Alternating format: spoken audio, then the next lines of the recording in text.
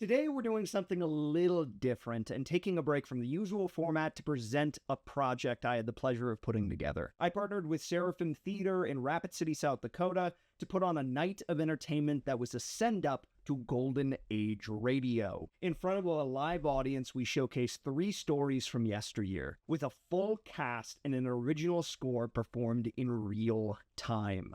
It was an absolute blast, and I have to thank my cast and crew for making it happen. The recording you're about to hear is from the show, and though the recording of such a live event is difficult, making the leveling of sound imperfect in places, I feel it captures the event and everything that made it so much fun. So with apologies to the pedantics for mispronunciations, and those who exclusively partake in the written word for their entertainment, I hope you enjoy your trip.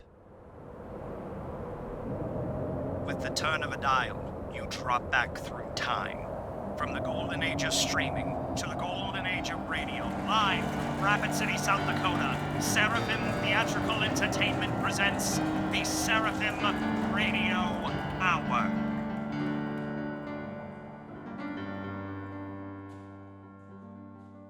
I stirred slowly, the dirt against my mouth and body. I pushed upward, clawing. Slowly the earth gave way, and clean, fresh air seeped down into the shallow grave. I got to my feet clumsily and stood erect in the moonlight, seeing the trees all around me, hearing the croaking of the bullfrogs by the lake shore. The wind rustled my rotting garments. I lifted my head, stood listening. I could not hear that cry now, but down there, down in that shallow grave where I had lain for weeks, I had heard a scream that made me seek the open air.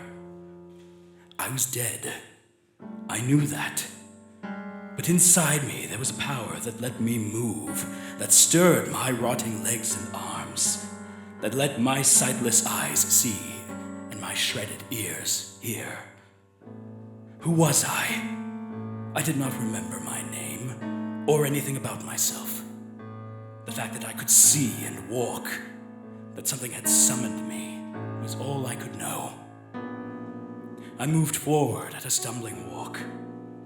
I must find whatever it was that brought me back from the dead, that made me walk the earth again, a horrible figment from a distorted nightmare. I moved forward. When I came to the lake, I stared at my reflection in the limpid, still waters.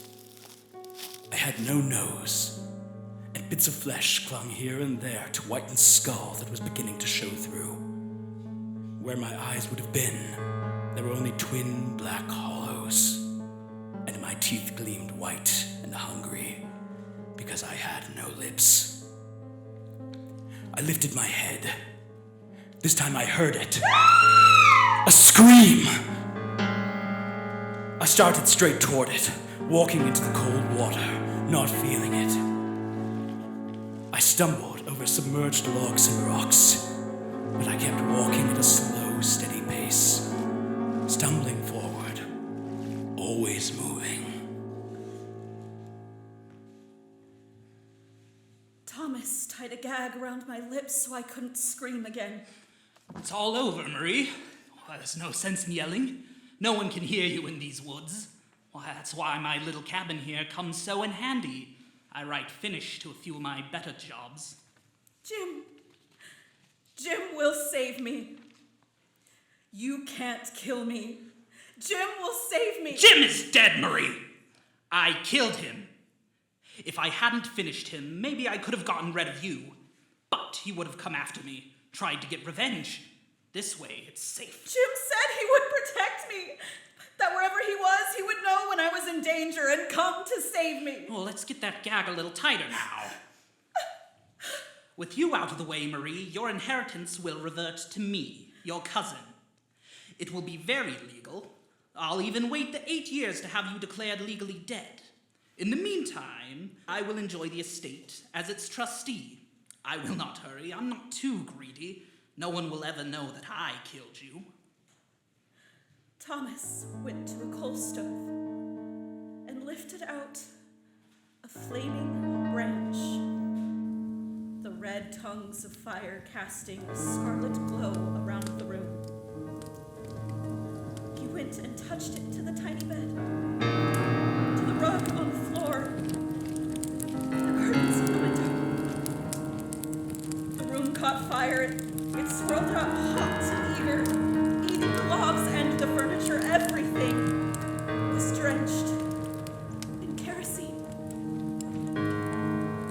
He tossed the burning limb into the room and backed out the door and stood there a minute watching the fire and roar. $2.5 million. Well, that's what I'm getting out of this. I buried your Jim a few miles back in the densest part of these woods. Why, maybe the fire I'm starting will burn him too. Oh, these woods will go up like paper. The heat was awful. And then Thomas turned and ran. Jim? Jim? Please. The fringe of the trees, he saw me coming at my stumbling, shambling gait. I was looking at the burning cabin. I ignored him. Jim! I went into the fire. I did not feel it licking at my clothes, at my rotting flesh. I was dead. I couldn't feel anything. There, right in front of me, she had fainted mercifully just before I came in the door. I don't remember who she was. All I know was that a long time ago in a different world, I had promised that no harm would come to her. I picked her up and turned, walking toward the door. My clothes flamed. My hair was gone. Even the dried strips of flesh still clinging to my body were charred. Here and there, a white bit of bone protruded. Where the fire had touched the bone, it was black and scorched. I could hear him screaming and screaming. He screamed as I put her down far away from the fire. He screamed as I turned my fleshless face toward him. He screamed and tried to flee as I shambled close behind. I picked him up and held him clutched to my rotting chest. I walked at my steady, remorseless pace, onward and onward, through the forest, carrying the man who would have inherited $2.5 million. He tried to fight, but I was stronger. I held him easily, holding him as we walked back to the grave that he had dug for me. And I fell. I fell on top of him, pinned him in the grave with my heavy weight. With one rotting hand, I began to fill the grave with loosened dirt, burying us both.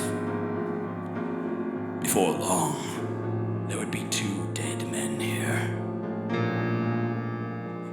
It was nice to have company down here where everything was cold and black. After a while, the screaming stopped.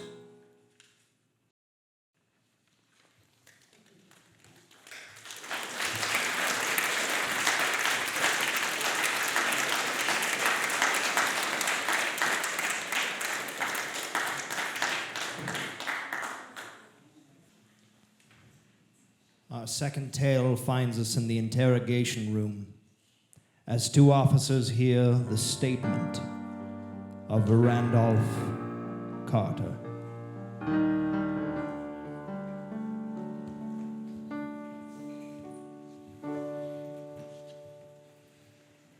Now, let's go over this again. Detectives, please. Carter, you're in real trouble if you don't give it to us straight. Your further inquisition is fruitless. Harley Warren is missing, Mr. Carter. We have a witness that places you and Warren on the Gainesville Pike, walking toward Big Cypress Swamp at 11:30 Tuesday night. You had electric lanterns, spades, a big thing of wire, electrical equipment, and we find you the next day alone. Mr. Carter, Randolph, you're the last person to see Warren, and we need a straight story. If you're directly involved, you may obstructing justice. Detain me here forever if you will. Confide or execute me if you must have a victim to propagate the illusion you call justice. But I can no more say than I have said already. Everything that I can remember. Nothing has been distorted or concealed, and if anything remains vague, it is only because of the dark cloud which has come over my mind. That cloud and the nebulous nature of the horrors which brought it upon me. Let's try this again, then.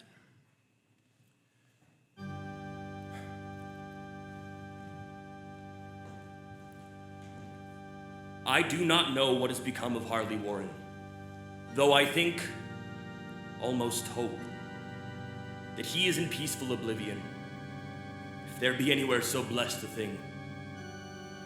It is true that I have for 5 years been his closest friend, and a partial sharer of his terrible researches into the unknown. And your witness is reliable, placing us in our equipment where he says. But of what followed, and of the reason I was found alone and dazed on the edge of the swamp next morning, I must insist that I know nothing. Vision or nightmare, I fervently hope it was.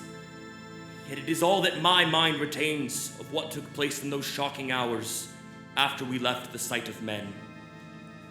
And why Harley Warren did not return, he or his shade, or something nameless thing I cannot describe, alone cannot tell. The weird studies of Harley Warren were, to some extent, shared by me. Of his vast collection of strange, rare books of forbidden subjects, I have read all, that are written in the language of which I am master. But the fiend-inspired book which brought on the end, the book which he carried in his pocket out of the world, was written in characters whose like I'd never seen before. Why, it's rather fascinating, Warren. You're not the only one to think so, old boy. I carried it down to the University Linguistics Department, and it left them pretty well stumped. And yet you have it. And understand it, Carter. But how? Miskatonic University is one of the best language departments in the country. They've never seen anything like it. Clearly, they haven't been to India like I have. Pity. They're missing so much. Is it like the other books of your collection? More of these theories of yours? This may very well make them all facts, Carter. This cracks it all wide open. Why certain corpses never decay, but rest firm and fat in their tombs for 1,000 years. No more conjecture, no more theories, only cold, hard fact. Warren, what could possibly prove that? It's just another old book. An old book we'll put into practice tomorrow night, Carter, to put it to the rest. I remember how I shuddered at his facial expression that night, talking so incessantly of his theory. But I do not fear him now, for I suspect that he has known horrors beyond my ken. Now I fear for him. I have no clear idea of our objective of that night. Your witness says he saw us at 11:30 on the Gainesville Pike, heading for Big Cypress Swamp. This is probably true, but I have no distinct memory of it. The picture seared into my soul is of one scene only, and the hour must have been long past midnight. The place was an ancient cemetery. It was in a deep, damp, hollow overgrown with rank grass, moss, and curious creeping weeds. On every hand were the signs of neglect and decrepitude, as I seemed haunted by the notion that Warren and I were the first living creatures to invade a lethal silence of centuries. My first vivid impression of my own presence in this terrible necropolis concerned the act of pausing with Warren before a certain half-obliterated sepulchre, and of throwing down my electric lantern and spade, and Warren his lantern and a portable telephone outfit. No word was uttered, for the spot and the task seemed known to us. Without delay, we seized our spades to clear off the tomb. After uncovering the entire surface, which consisted of 3 immense granite slabs, Warren used his spade as a lever, trying to pry up the nearest slab. He motioned me to come to him with assistance, and finally our combined strength loosened the stone, which which we raised and tipped to one side. Beneath it was a black aperture, the smell sending us backwards. Our lanterns revealed the top of a flight of stone steps, dripping and filthy with age. I'm sorry to have to ask you to stay on the surface, but it would be a crime to let anyone with your frail nerves go down there. You can't imagine, even from what you have read and from what I've told you, the things I shall have to see and do. It's fiendish work, Carter, and I doubt if any man without ironclad sensibilities could ever see it through and come up alive and sane. I don't wish to offend you, and heaven knows I'd be glad enough to have you with me, but the responsibility is in a certain sense mine, and I couldn't drag a bundle of nerves like you down to probable death or madness. I tell you, you can't imagine what the thing is really like, but I promise to keep you informed over the telephone of every move. You see, I have enough wire here to reach to the center of the earth and back. Harley, you can't go down alone. But I will, Carter, and I won't have you slow me down. And what if you get hurt or need help? That's what the telephone's for. We'll be in contact the whole way. Suppose I can't get to you fast enough. Suppose... I'll manage, Carter. You want to see if I'm right about all of this?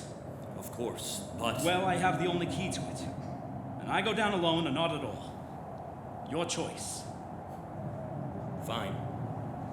What do you need me to do? Just sit tight. Hold this end of the telephone and I'll be back before you know it. I'll tell you what I see.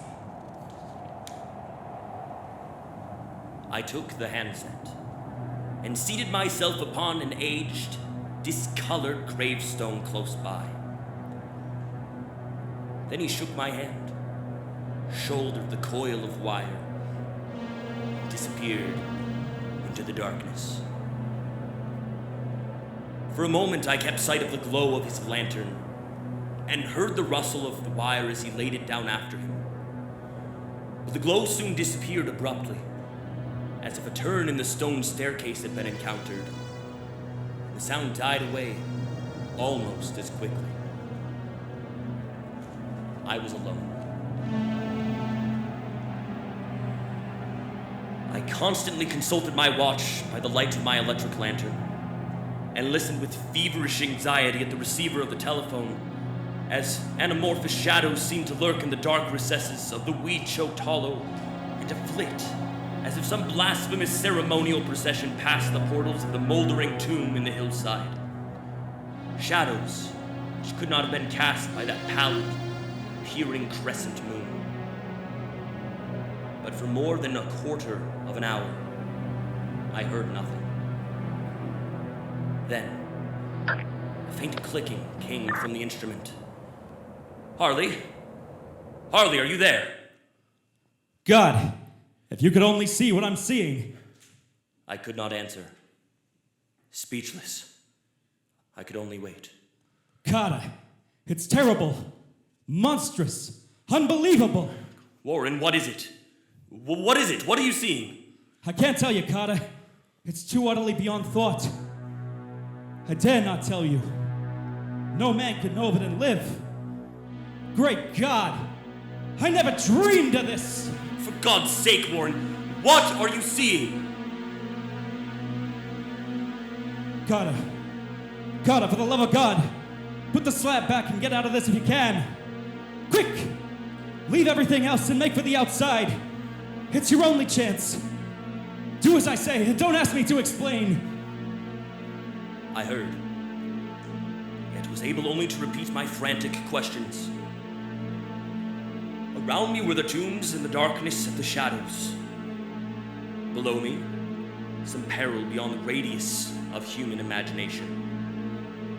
But my friend was in greater danger than I, and though my fear, I felt a vague resentment that he should deem me capable of deserting him under such circumstance. More clicking. And after, piteous cry. Beat it! For God's sake, put the slab back and beat it, Carter!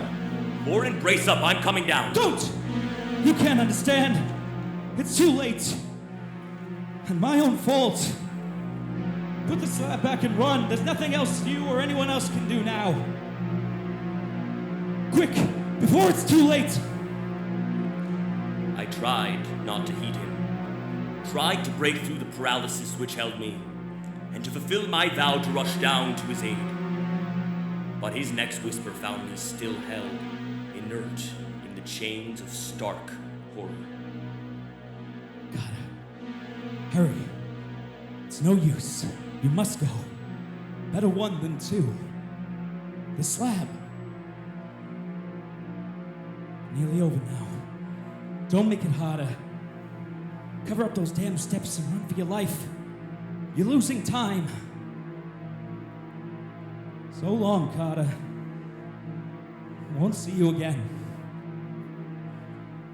Here Warren's whisper swelled into a cry that gradually rose to a shriek, fraught with all the horror of the ages. Curse these hellish things! Legions! My God! Beat it! Beat it! Beat it! Warren! Warren! Answer me! Are you there? After that, there was silence. I know not how many interminable aeons I sat stupefied, whispering, muttering, calling, screaming into that telephone.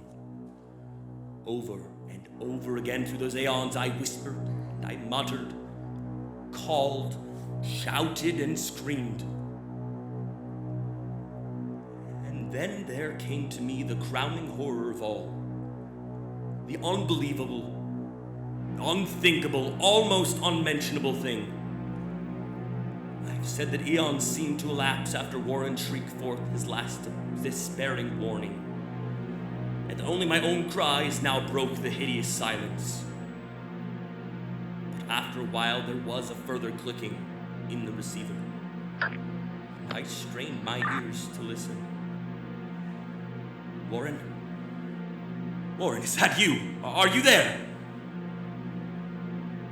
And in answer, I heard the thing which had brought this cloud over my mind. Do not try, detectives, to account for that thing, that voice, nor can I venture to describe it in detail, since the first words took away my consciousness and created a mental blank, which reaches to the time of my awakening in this hospital. Shall I say that the voice was deep, hollow, gelatinous, remote, unearthly, inhuman, disembodied? What shall I say? It was the end of my experience. It is the end of my story. I heard it, and I knew no more. Heard it as I sat petrified in that unknown cemetery in the hollow, amidst the crumbling stones and the falling tombs, the rank vegetation and the miasmal vapors. Heard it well up from the innermost depths of that damnable open sepulchre, as I watched anamorph, necrophagous shadows dance beneath my accursed waning moon. And this is what it said. You fool. Warren is dead.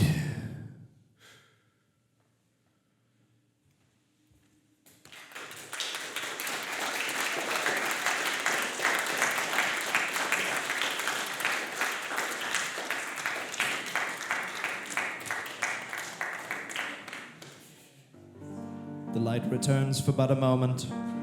Enjoy it while you can. Intermission.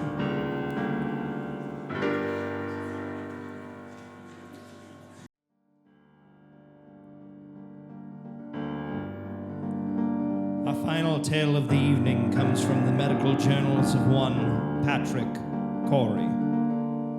His most intriguing specimen is Donovan's brain.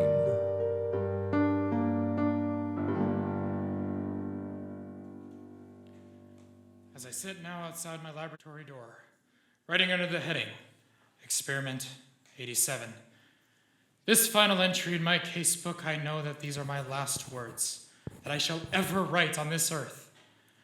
I neither ask nor expect forgiveness, now or hereafter.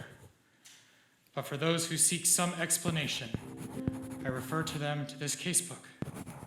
Let them read it carefully, for it's the first entry on that ill-star stay, July 13th. July 13th. Today I bought a small capuchin monkey from an organ grinder. The animal trembled with fear when I took it into my laboratory, and when I tried to pet it, it bit me.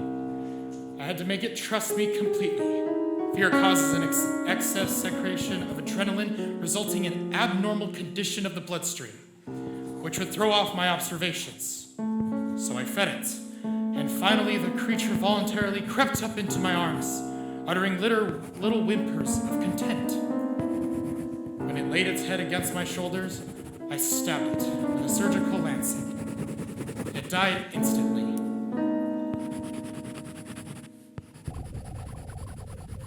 Well, David, what do you think of it? Well, it's pretty amazing, all right. You see what I've done, don't you? Well, I think so. You think so? Good Lord, don't you know? Well, after all, Dad, I'm only a second-year medical student. I know, but what of it? When I was a second-year student, Who is it? It's me, Janice. Come in, darling. Patrick, Dr. Schratt is here to see you. Come in, Doctor. You know our son David, of course. Yes, of course. How are you, my boy? Fine, thank you, Doctor. Well, Patrick, hard at it as usual. Patrick, you didn't eat the lunch I sent in to you. What is it this time, Patrick? A brain. What? A brain! A monkey's brain! Oh, What about the brain, Patrick? I've been trying to see how long I can keep the tissue alive. Is that it in that jar? There's considerably more to it than just a jar. Want to see how it works? is it still alive? Yes, it's a fairly simple device, actually. Dr. Carell's mechanical heart. The brain lies in a bath of blood serum. These rubber arteries are fixed into the vertebral and internal carotid arteries of the brain. The blood is forced through a cycle of Willis to feed the tissue.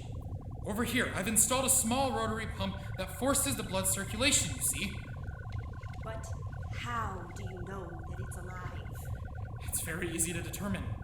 The brain, when functioning, gives off infinite electric impulses. They can be measured. As a matter of fact, I've hooked the encephalograph up to the small amplifying system. The brain impulses can actually be heard. Here, I'll turn it on. See? Quite effective, isn't it? Yes, it is effective, and it's wrong, Patrick, terribly wrong. I've tried to tell him, Dr. Schratt. In heaven's name, what's wrong with this? Oh, Patrick, you and your mechanicalistic philosophy, trying to reduce life to a mere matter of chemicals and test tubes. The origin of life is from a higher domain than that, Patrick, and you're profaning it.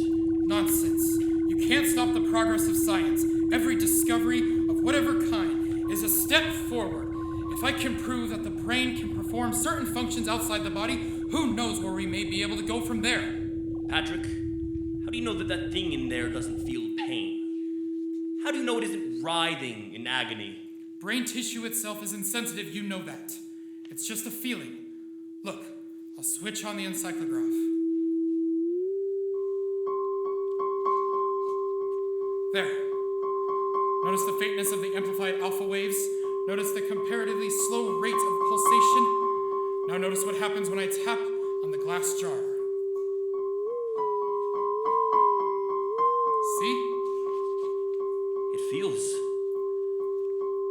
It thinks. I wouldn't go so far as to say that, but it certainly shows marked reaction to an external stimulus. I wouldn't have believed it possible. The trouble with you, Schratt, is that you don't really believe in science. Well, have it your own way, Patrick. But when you can manufacture love and sympathy and kindness in a test tube, I'll be back. You're leaving? Yes. Patrick, do me a favor. Shut off the pump and let that poor thing die in there. Let it die. If it were within my power to grant, that little brain would live forever. July 18th. I am utterly exhausted from the lack of sleep with the events the past few days have and such a tremendous importance that I must set them down while I allow. Every detail is still fresh in my mind. I've had no time to make an entry in this record since that day last week. It seems a month ago now. I had my first partial success with the brain of a capuchin monkey. That time, however, it seemed that I was doomed to disappointment. In spite of all my efforts, the brain of the monkey ceased to live at 12:14 that night. Tired and disheartened, I lay down asleep on the cart in my laboratory. But at that very moment, fate was contriving an occurrence that now seemed destined to have the most profound effect, not only upon my own existence, but perhaps upon that of all mankind.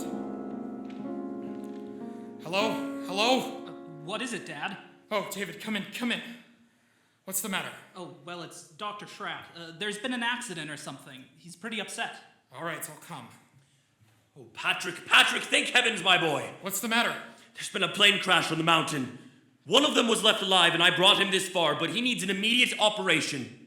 Sorry, that's your job. You're a county physician. Patrick, it's multiple fractures of both legs. The arteries are severed. The legs will have to be amputated. You're in no shape to do the job. That's why I'm here. Well, that's not my fault. I'll take him to Phoenix Hospital. I'm not going to take responsibility. We'll never get there in time. Patrick, please, it may mean a man's life, and you... And it's your job as county physician. No, I'm not thinking of that, but it's an important man. William H. Donovan. Donovan? The Wall Street Donovan? Yes. You've got to help me, Patrick. Donovan, what are his chances? About even if we hurry. Well, bring him in. Oh, thank you, Patrick, thank you. You better go get some things on, David. You made it a help. Yes, and we'll use the laboratory table. Before you go, put the instruments in the sterilizer. Don't forget the jiggly saw. Right. But... But what? Well, I thought the jiggly saw was only used for... For? Well, for... brain surgery. Not always. Hurry, they're bringing him now from the car. Okay, Dad. Come on, in here. Careful now. That's right, it's easy around the table, please. Yes, doctor, easy. You better get yourself a gown and gloves. Doctor, right over there. You won't have time to scrub. Thanks, doctor. Bad, isn't he? Pulse rapid, very faint. I wasn't sure if... David, half cc of adrenaline. David, 1 to 1,000 into the vein. You men can go now. Is there anything else? No, thank you. Patrick, don't you think that... I'd rather we be alone if you don't mind. Gentlemen, good night then, Dr. Schratt. Good night. Good night. Now, David, if you remove the blanket from his legs, that's it. You see, fortunately a forest ranger got to him right after the crash and had the sense enough to put a tourniquet on each leg. Even so... Sure. We'll get it. Sure. What's he saying? He's saying something like, sure, over and over. I didn't realize he was deformed. It doesn't show as much in his pictures. Patrick, don't you ought to think we should begin? There's no use amputating those legs. No use? He'll be dead anyway by morning. Well, won't he? Well, I suppose you're right, Patrick. You know I'm right. But still, we ought to try. We can't refuse to operate just because... We are going to operate. Syringe, please, David. The large one. Here you are, Dad. Spinal anesthetic, will you? Give it to Dr. Schratt. Right. Scalpel, please, David. Scalpel. And the jiggly saw. Jiggly saw. Patrick. Well, no. No, Patrick, I won't let you. After your performance tonight... But Patrick, he's still alive. Precisely. My mistake with the monkey is that he was dead. I don't intend to make that mistake again. Come on, David, the scalpel. Are you out of your mind? You're taking a man's life. I'm giving him life! Donovan would die anyway, but for a while at least Donovan's brain will live.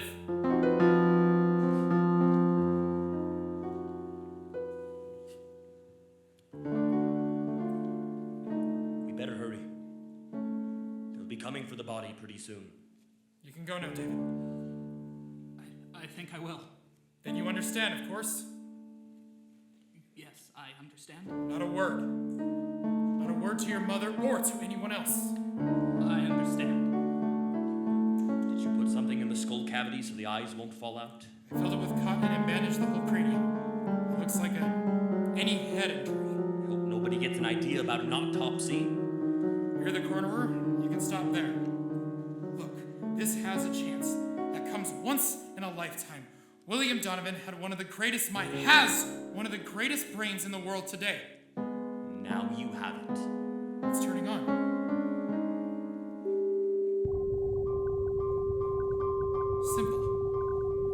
Simple alpha waves, of course. No different from the monkeys. You can't take a human brain out of its body and expect it to function. I suppose not, but did it ever occur to you that the brain might simply be asleep? Asleep? Certainly. An operation like that is a severe shock. Tap on the glass. Good Lord, Patrick! Delta waves. It was asleep. You woke it up. It's actually conscious. You see, the three of us conducting this experiment now. You and me and William Horace Donovan.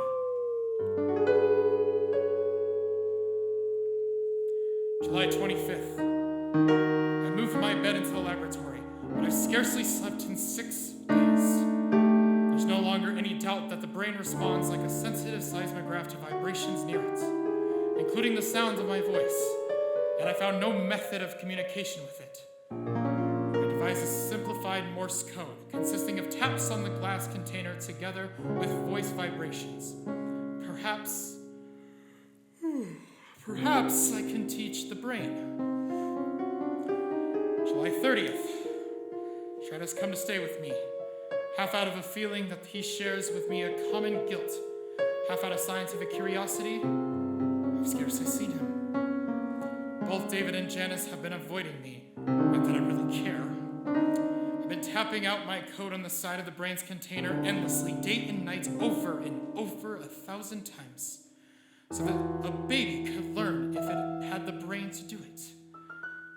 I sleep only when the brain itself falls into exhausted slumber. When it wakes again, I resume my tapping.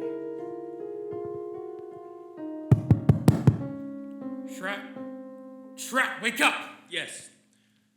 Yes, Patrick. Come on, get up, hurry! Come on, I want to show you something. Something the matter? Yes, so boy, I want to show you something.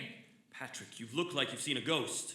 Where are we going? Back to the laboratory. I can't believe it myself. I may be dreaming. Delirious. What happened? Come on.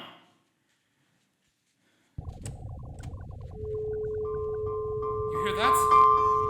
Delta waves. Seems disturbed. You gotta check my observations for me. If my reasoning is wrong, tell me. I can't be sure of anything anymore. Now, listen carefully.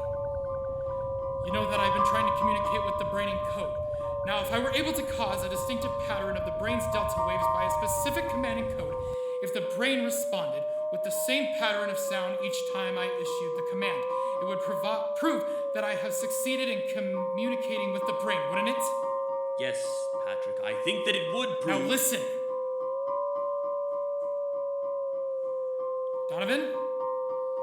Donovan, if you understand, think 3 times of the word. Talk. 3 times. Talk.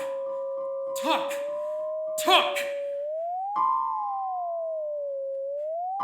It answered. It spoke. Then I'm right. It's true. This thing has learned to talk. To talk. July 31st. Shrat's romanticizing. Of course, the delta pattern is so infinitely complex that it'd be utterly impossible to ever break it down to specific words. Yet that it understands me, that it's trying to communicate with me, is certain. Shrat suggests mental telepathy, that I try to make my mind a blank, as the medium calls it, while at the same time increasing the energy content, the plasma that feeds the brain, in the hopes of stepping up the brain's electrical potential, as one would step up the power of the radio station. Naturally, telepathy is nonsense, but the feeding theory intrigues me. I shall try it.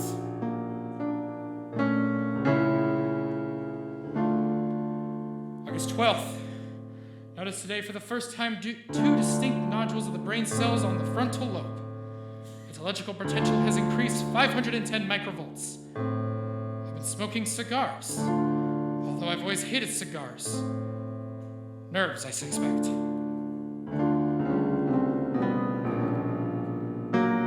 August 22nd.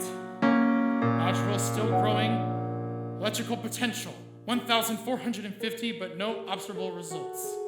Lately felt compelling urge to know more of Donovan's life, and I've collected every available scrap of information about him. A strange man he was. Strange, ruthless, and actually evil in many ways. But nonetheless, an extraordinary, brilliant man.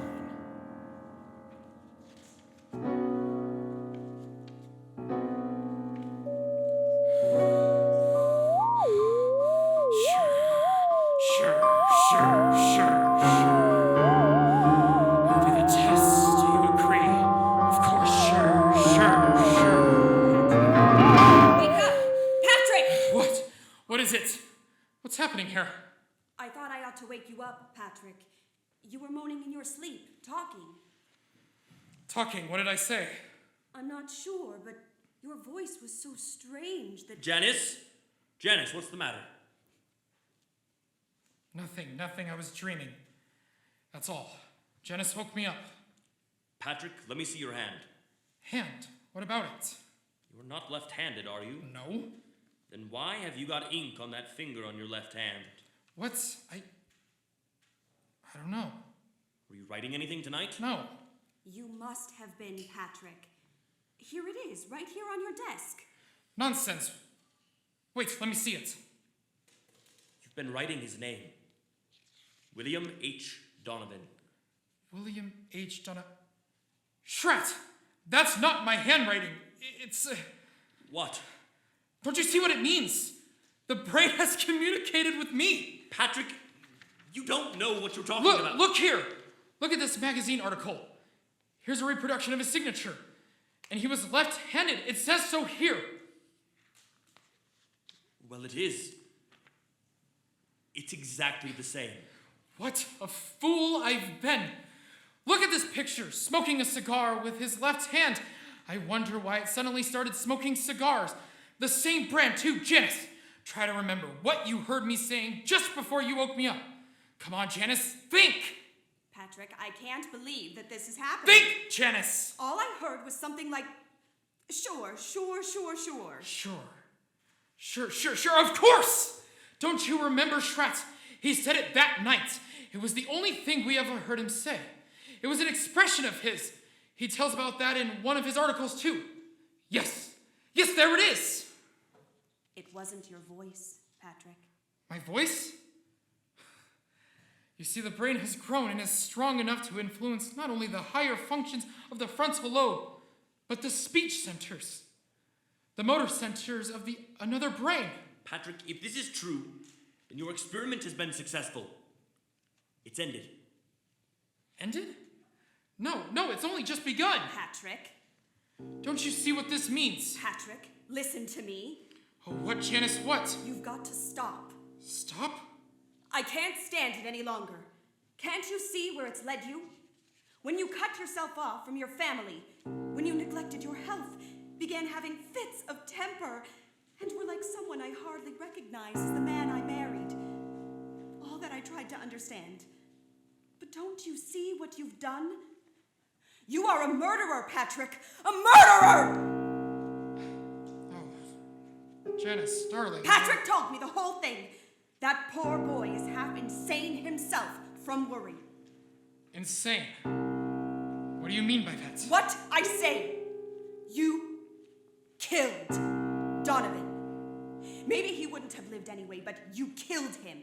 And now this thing has gained such power over your mind that it can make you do things you don't even know about. For all you know, it could make you do anything. Anything! You've got to choose, Patrick. Oh, Janice, please! I suppose you're right. But I'm utterly exhausted. I can't even think anymore. You've got to think! Give me until tomorrow. Let me sleep. And then tomorrow I'll do something. promise you. All right, Patrick. Tomorrow. But if you don't do something, if you don't destroy that thing, I will take drastic measures. And I...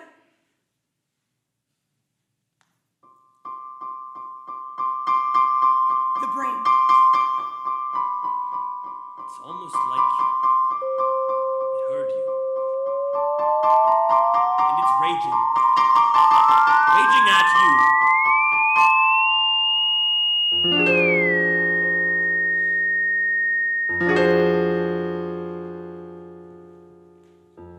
This way, please, Dr. Corey.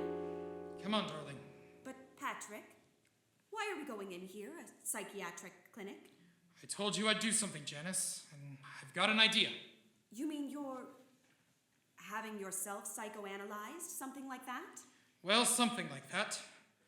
I'll tell you about it later. First, I want to talk to this man alone. Dr. Zanger, this is Dr. Corey. Dr. Corey, how do you do? Oh, how do you do? Heard something of your work. And this is Mrs. Corey? Yes, of course. Excuse me. I'm happy to meet you, Mrs. Corey. Thank you, Doctor. Won't you come into my office? Certainly. Janice, would you mind waiting in the reception room? I'll be out in just a moment. Why, certainly, dear. In here, please, Herr Doctor. She seems quite normal. I'd expected from what you told me on the telephone. I know. I can assure you. I hate to tell you this, but Doctor, she's quite insane. Oh, I see. Yes. Paranoia. She's always been jealous of my work, and well, the last little while, well, she's gotten delusional. She thinks I've made some kind of monster in my laboratory. It controls my mind and my actions. So I'm putting her completely in your hands. Well, it's unusual, but since you are yourself a medical man... That's right. You definitely wish to commit her then? Yes. Yes, you have the papers. Oh yes, here you are. Just your signature will be enough. There you are. Let me know about everything, won't you? Oh, naturally. We will keep you informed. Thank you. Goodbye then, Dr. Corey. We will do what we can.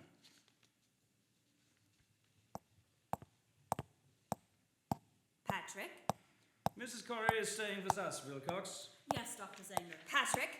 Come back! Patrick! It's all right, Mrs. Corey. It's all fine. Just come with me, please. Patrick! Patrick! Where are you going? Let me go! Let me go! Oh, Dr. Corey, Yes? about the bill.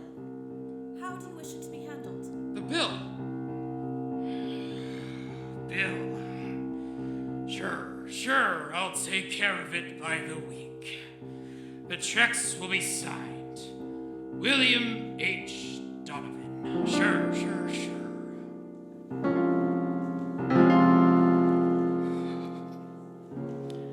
August 28th. It's nearly 3 weeks now since Janice went away. I can understand now she could have left me when I needed her the most. When I try to question Schratt or David about it, they only look at me strangely and change the subject. Clearly they too now are in on the conspiracy. Sometimes it seems the only person I can trust is Donovan. The brain communicates with me more freely now, each day. I know it has some great plan in mind for me, for both of us. And I'm waiting, patiently waiting.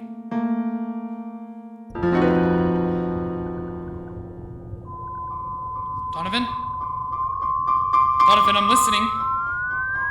Donovan, don't be angry. I'm trying to understand. I'm listening. Donovan, I'm listening. I'm sure.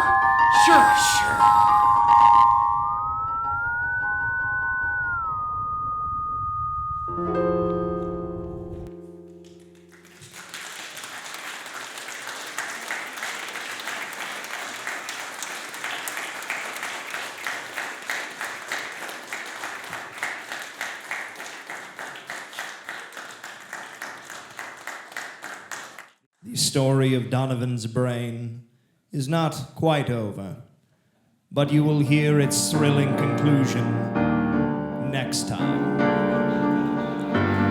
So please, tune in once again, the same time, same place, at the end of this next month.